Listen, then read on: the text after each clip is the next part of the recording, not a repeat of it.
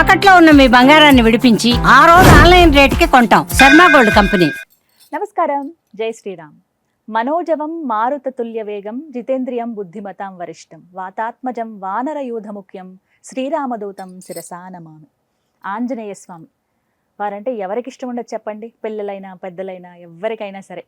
సాధారణంగా మంగళవారాలు శనివారాలు మనం చూస్తూ ఉంటాం, ఆలయం దగ్గర దర్శనాలు చేసుకుంటాం, స్వామివారి అనుగ్రహం కోసం ప్రధానంగా పూజలు అవి చేస్తూ ఉంటాం. అయితే ఆంజనేయ స్వామి వారిని గురువుగా భావించి వాళ్ళ జీవితాల్లో ఉన్నత శిఖరాలకు చేరిన వాళ్ళని చాలామందిని చూస్తూ ఉంటాం. స్వామివారిని ప్రసన్నం చేసుకోవటం చాలా సులువంటారు కొంతమంది. అయితే కొన్ని నియమాలు పాటిస్తే ఖచ్చితంగా ఆ స్వామివారి అనుగ్రహం మన మీద ఉంటుందని కూడా చెప్తారు. ఎటువంటి నియమాలు పాటించాలి, ఎలా ఆ ఆంజనేయసుతుడి అనుగ్రహం పొందాలి తెలుసుకుందాం ఇవాళ వీడియోలో. వివరించేందుకు ప్రస్తుతం మనతో పాటు ఉన్నారు ప్రముఖ జ్యోతిషులు బ్రహ్మశ్రీ నందిభట్ల శ్రీహరి శర్మ గురువు గారు. వారితో మాట్లాడదాం. గురుగారు నమస్కారం అండి. వాగర్థావివ సంపృక్తౌ వాగర్థ ప్రతిపత్తయే జగతః పితరౌ వందే పార్వతీ పరమేశ్వరౌ. ఆదిత్యాయ చ సోమాయ మంగళాయ బుధాయ చ గురుశుక్ర శనిభ్యశ్చరాహవే కేతవే నమః. శృంగేరి జగద్గురు పీఠాధిపతులకి కంచి పీఠాధిపతులకి నమస్కారములు తెలియజేసుకుంటూ కార్యక్రమాన్ని ప్రారంభిద్దాం. గురుగారు, హనుమంతుల వారు తలుచుకుంటేనే చాలు ఎక్కడ లేని ధైర్యం బలం వచ్చేస్తాయి అప్పటికప్పుడే.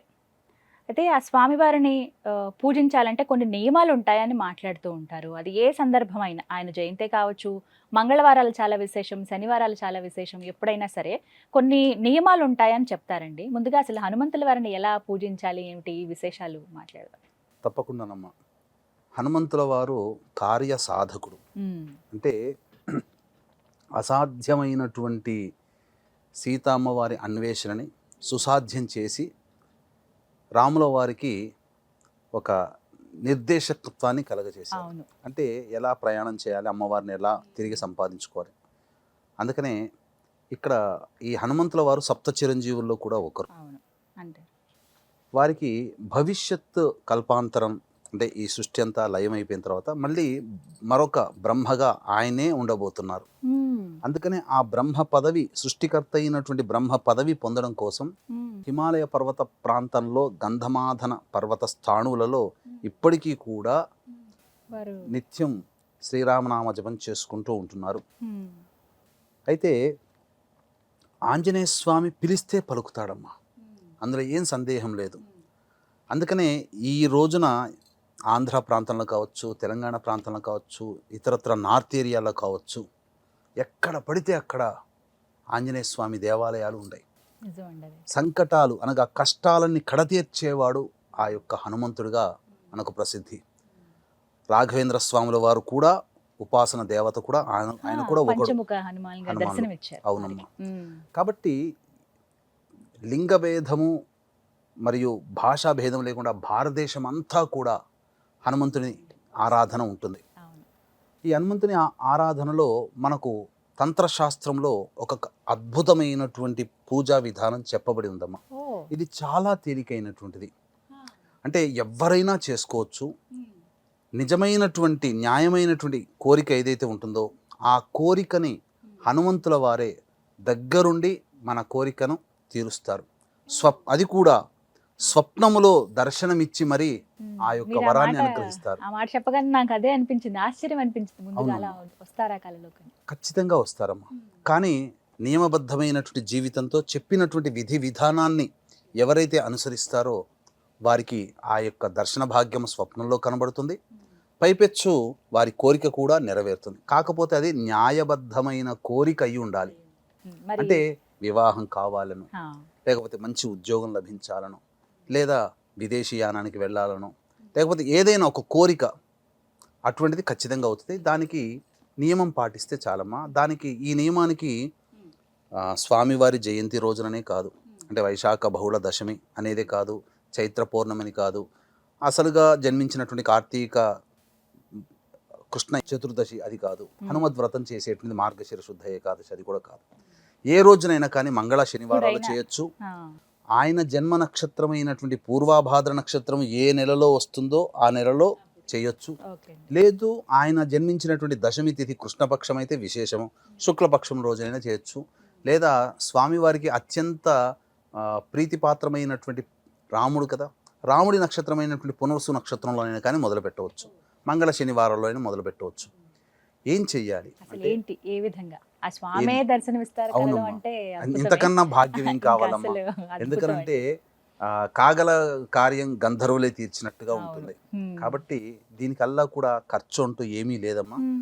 అత్యంత భక్తి ప్రపత్తులు, ఆ స్వామి మీద విశ్వాసము, నమ్మకం పెట్టుకొని చెప్పిన విధానాన్ని పాటిస్తే చాలు. తెలియచేయండి గురుగారు. ఎవరైతే చేయాలనుకుంటున్నారో మంగళవారం శనివారము ఏదైనా మంచి తిథి రోజున చూసుకొని పొద్దున్నే కాలకృత్యాదులు తీర్చుకొని ఆ యొక్క ఆంజనేయ స్వామి దేవాలయానికి చేరుకోవాలి. చేరుకొని ఇప్పుడు ఓపెన్ టాప్ ఆంజనేయ స్వామి దేవాలయాలు కొన్ని ఉంటాయి, అంటే ఎటువంటి గోపురము లేనటువంటిది, హ్మ్. లేదు కొన్ని గోపురం ఉన్నట్టుంటాయి. ఒక మినప గింజ తీసుకోవాలమ్మా. తీసుకొని ఆ స్వామివారి శిరస్సు మీద పెట్టి, ఒకవేళ లోపలికి గర్భగుడిలోకి అవకాశం లేకపోతే స్వామివారి పాదాల దగ్గరైనా, అదీ లేదు స్వామివారి యొక్క ధ్వజస్తంభం దగ్గరనైనా, అది అక్కడ ధ్వజస్తంభం కూడా లేదండి అని అంటారు, స్వామివారి వాహనం లేదా అక్కడ ధ్వజస్తంభం దగ్గర పాదాలు ఉంటాయి కదా, అక్కడైనా కానీ ఆ వారి వాహనం ఒంటే అక్కడైనా కానీ మినపగింజ పెట్టి ఆ స్వామివారికి నమస్కారం చేసి శ్రీరామనామ జపం చేసుకుంటాను. లేదా ఓం హం హనుమతే నమః, హ హరిలో హ, ఓం హం హనుమతే నమః అనే నామాన్ని జపం చేసుకుంటూ 11 ప్రదక్షిణలు చేయాలి. చేసి ఆ స్వామికి ఎవరైతే ఆ స్వామిని అర్చించాలనుకుంటున్నారో ఆ విధంగా కోరికను 11 ప్రదక్షిణల తర్వాత ఆ స్వామికి విన్నవించుకోవాలి. ఆ యొక్క మినపగింజ పెట్టి ఉంటారు కదా మొదలు, ఆ మినపగింజ తీసుకుని వెళ్ళి ఒక టిన్, ఒక డబ్బాలో వేయాలి. ఈ విధంగా 2, 3, 4 ఆ విధంగా 41 రోజుల పాటు చేస్తే 41 గింజలు అవుతాయి. మళ్ళీ వాటిని తీసుకొని అదే 41 గింజలు తీసుకొని మళ్ళీ చేయాలి. చేస్తే 81 రోజులు అవుతుంది. ఖచ్చితంగా చెప్తున్నానమ్మా, ఇది నిరూపించబడినటువంటిది.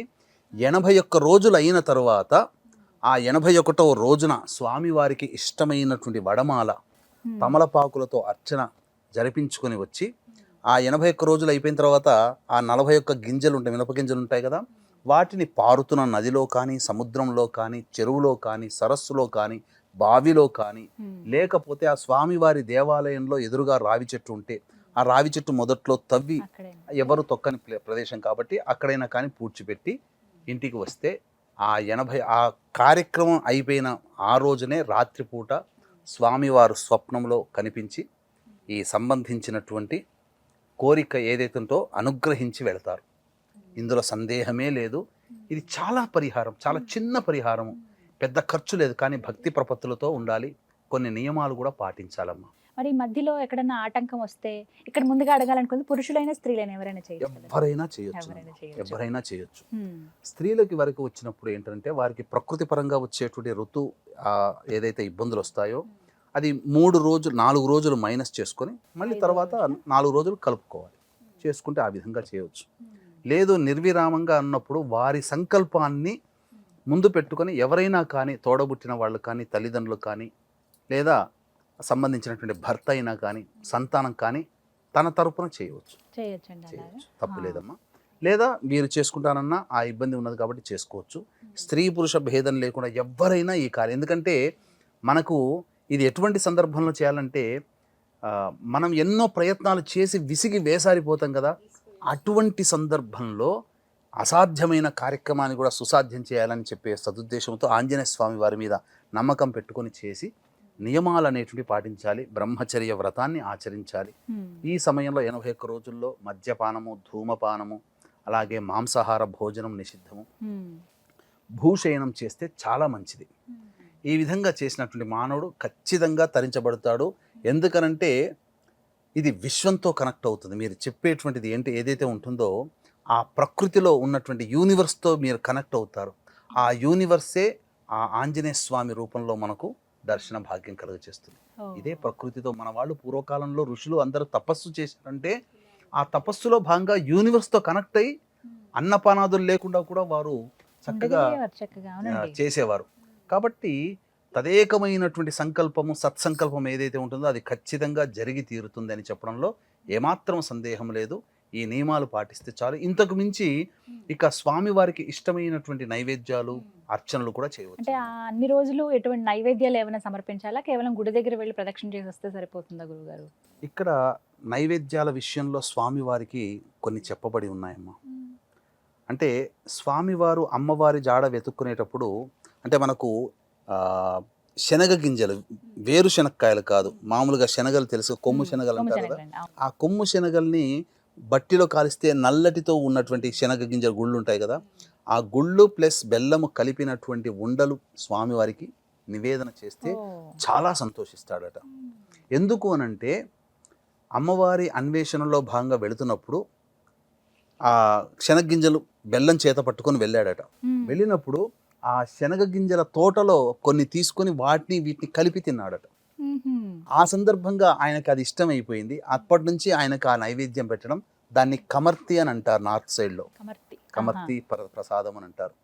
ఇక స్వామి వారికి వడమాలంటే చాలా ప్రీతికరం, కానీ కరకరలాడుతూ ఉండాలి. మన ఇంట్లో అయితే మెత్తగా చేసుకుంటాము, 1-2 సార్లు వేయించి కరకరలాడుతున్నటువంటి వడమాలని స్వామివారికి నైవేద్యం. అలాగే లవంగాల మాల మరియు ఈ సంబంధించినటువంటి తులసి మాల వేయవచ్చు. అలాగే ఇలాచి, యాలకుల మాల, తమలపాకుల మాల, తమలపాకులతో అర్చన కూడా చేయవచ్చు, స్వామివారికి ప్రీతికరం. అట్లాగే ఈ సంబంధించినటువంటి స్వామివారికి చమేలి పుష్పాలు అంటే 5 రెక్కలతో ఉన్నటువంటి మల్లెపూలు కానీ చమేలి పుష్పం కానీ మన దగ్గర దొరకదు, నార్త్ సైడ్లో ఎక్కువగా దొరుకుతుంది. మల్లె పువ్వులు అంటే స్వామివారికి చాలా ఇష్టమట. మల్లె పువ్వులతో అర్చన చేస్తే చాలా తొందరగా ప్రీతి ప్రాతుడు అవుతాడట. అయితే ఈ సందర్భంగా వీక్షించేటువంటి మన సుమన్ టీవీ ప్రేక్షకులకి ఒక అద్భుతమైనటువంటి రహస్యాన్ని తెలియచేస్తానమ్మా. ఈ రహస్యాన్ని అందరూ పాటించినట్లయితే హనుమంతుల వారికి చాలా ప్రీతి పాత్రులు అవుతారట.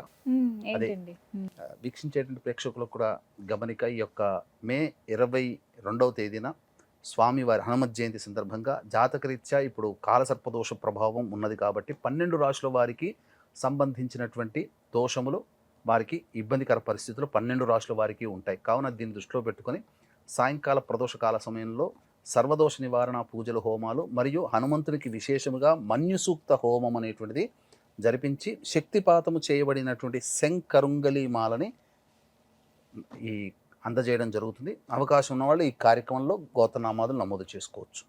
మనం చూస్తుంటేనమ్మా, మనం ఎక్కడైనా హైవేలో చూసినా ఆంజనేయ స్వామి విగ్రహం కనబడుతుంది. ఎందుకు పెడతారంటే వాహనాన్ని ప్రమాదాలు బారిన పడకుండా రక్షించేటువంటి వాడు. అందుకనే ఏ కొత్త వాహనం కొన్నా ఫస్ట్ ఆంజనేయ స్వామి దేవాలయంలోనే పూజ చేయిస్తారు. అందుకనే వాహన ప్రమాదాలు చోటు చేసుకోకుండా ఉండడం కోసం ఈ శంకరుంగలి మాల ఏదైతే ఉంటుందో అది వాహన ప్రమాదాలని నివారిస్తుంది. ఎవరైతే ఈ శంకరుంగలి మాలను ధరిస్తారో, అందుకే 22వ తారీఖు రోజున పూజ చేసి శక్తిపాతము చేసి ఈ యొక్క శంకరుంగలి మాలని అందజేయడం జరుగుతుందమ్మా. చాలా విశేషమైనటువంటిదమ్మా. చెప్తే చాలా, ఎందుకంటే చాలా తక్కువ ఖర్చుతో కూడుకున్నటువంటి. వీక్షించేటువంటి ప్రేక్షకులు కూడా గమనించండి, ఈ స్వామివారికి సంబంధించినటువంటి జయంతి రోజునైనా, స్వామివారి జన్మ నక్షత్రమైనటువంటి పూర్వభాద్ర నక్షత్రం రోజున ఉన్న రోజునైనా, స్వామివారి జన్మతిథి అయినటువంటి దశమి రోజునైనా, రాముడి జన్మ నక్షత్రమైనటువంటి పునరోసు నక్షత్రం రోజునైనా, లేకపోతే మంగళ శనివారం రోజునైనా స్వామివారి దేవాలయానికి వెళ్ళినప్పుడు ఒక అరటిపండ్లు డజన్ కానీ గెలలు కానీ, మీరు చూసారా ఆంజనేయ స్వామి దేవాలయంలో ఎక్కువగా అరటిపండ్లు పెడుతుంటుంటారు. ఎందుకో తెలియదు అసలు, కానీ తీసుకెళ్తుంటారు. ఎందుకంటే స్వామివారికి అరటి పళ్ళు అంటే మహాప్రీతి. అసలు ఏ పండు పెట్టినా ప్రీతి పొందడు, అరటి పండ్లు అంటేనే పడి చస్తాడట. అందుకనే అందరూ అరటి పళ్ళే పెడతారు అక్కడ. మొత్తం దేవాలయం అంతా అరటి పండ్లతో అలంకరిస్తారండి. ఆయనకి మొత్తం అంతా అరటి పండ్లతో చేస్తారు. కాబట్టి వీక్షించేటువంటి ప్రేక్షకుల్లో ఎవరో కొంతమంది అదృష్టవంతులు అవుతారు ఇప్పుడు చెప్పేటువంటి పని కనుక చేస్తే. ఆ దేవాలయానికి వచ్చిన వాళ్ళందరికీ కూడా అరటిపండ్లు, వీలైనన్ని అరటిపండ్లు ఒక్కొక్కరికి ఒక్కొక్క పండు ఇవ్వండి, లేదా ఆ స్వామివారి అర్చకులకి అరటిపండ్లు వస్త్రము పెట్టండి, లేదా అరటిపండ్లు దానం చేయండి. లేదా మీ చుట్టుపక్కల ఎవరైనా స్వామివారి భక్తులు ఉంటారు కదా, అపరవీర భక్తులు, వాళ్ళకి అరటిపండ్లు ఇవ్వండి. ఎవరైనా భక్తులు ఆ అరటిపండు పెట్టి ఇచ్చినటువంటి అరటిపండును ఎవరైతే తింటారో ఆ స్వామి తిన్నట్టే లెక్క. కాబట్టి వాళ్ళ సంకల్పం ఏ సంకల్పం కోసమైతే ఆ అరటి పండ్లను అందరికీ పంచారో ఆ సంకల్పం ఉత్తర క్షణంలోనే తీరిపోతున్నాం. నెరవేరుతుందండి. ఇది నియమం, ఇది రహస్యం ఎవరికి తెలియదు. కానీ తెలియకుండానే చాలామంది అరటిపండ్లు పెడుతుంటుంటారు. అరటిపండ్లు అంటే స్వామివారికి ప్రీతి. ముఖ్యంగా ఆ భక్తుడు తినాలి. ఆ ఆంజనేయ స్వామి భక్తుడు గనక తింటే అది అదృష్టమే. ఇది ఎప్పుడైనా సరే ఇవ్వచ్చా ఎప్పుడైనా గురుగారు? చేయొచ్చు. మ్మ్. చాలా చక్కటి పరిహారము, రూపాయి ఖర్చు లేదు. ఈ విధంగా చేసినటువంటి వాళ్ళకి ఖచ్చితంగా ఇది తంత్రశాస్త్రంలో నిరూపితమైనది. ఖచ్చితంగా ఇది పాటించినటువంటి వాళ్ళు పూర్వకాలంలో ఎంతోమంది ఉన్నారు. ఇప్పటి వరకు ఏ ప్రసార మాధ్యమంలో కూడా ఇటువంటి అవునండి, పరిహారాన్ని పరిహారాలు. ఆంజనేయ స్వామికి సంబంధించి ఎక్కడా చెప్పబడలేదు. కాబట్టి చక్కగా విని ఆచరించి ఆ స్వామి యొక్క ప్రత్యక్ష స్వరూపాన్ని స్వప్నంలో దర్శించి తరించండి. చాలా చక్కగా వివరించారండి. ధన్యవాదాలు. సర్వం శ్రీ ఉమామహేశ్వర పరబ్రహ్మార్పణమస్తు.